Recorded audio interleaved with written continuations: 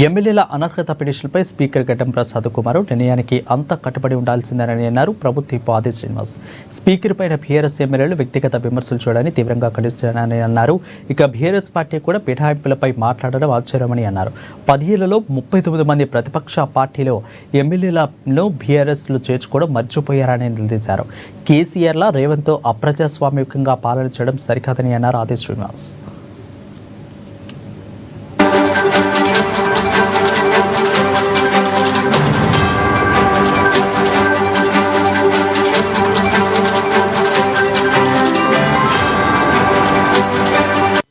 రెడ్డి గారి అధికారం ముఖ్యమంత్రిగా ఈ రాష్ట్రాన్ని పరిపాలించడం, రాష్ట్ర ప్రజలకు ఇచ్చిన హామీలు అమలు పరుచుకుంటూ ముందుకు పోయేటువంటి సందర్భం.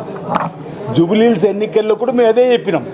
ప్రజలకు 10 సంవత్సరాల బీఆర్ఎస్ పార్టీ వైనాన్ని చెప్పినాం. ఆ 10 సంవత్సరాలు బీఆర్ఎస్ పార్టీలో యువరాజుగా మున్సిపల్ శాఖ మార్చుకున్న కేటీఆర్ గారు వైఫల్యం చెప్పినాం.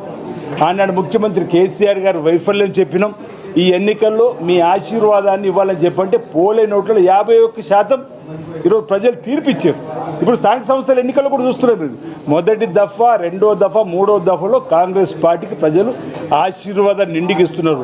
2 దఫాలు అయితే 67% ప్రజలు ఈరోజు కాంగ్రెస్ పార్టీ ప్రభుత్వానికి దీవెనలు ఇస్తే మీకు 27% కూడా దాటలేరు.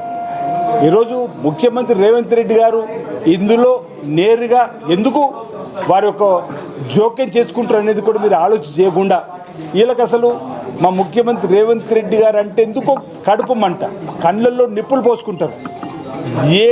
ఏ అంశమైనా తిప్పి మళ్ళీ మా ముఖ్యమంత్రి రేవంత్ రెడ్డి గారి దగ్గరికి వస్తారు. అరే మీ ముఖ్యమంత్రి ఆనాడు మీ ముఖ్యమంత్రి కేసీఆర్ లాగా అప్రజాస్వామికంగా మీ పరిపాలన సాగిస్తలేము. ప్రజాస్వామిక పంతాలో మేము పరిపాలన సాగిస్తున్నాం. ప్రజలు చెప్పేది వింటున్నాం, ప్రజాప్రతినిధులు చెప్పేది వింటున్నాం.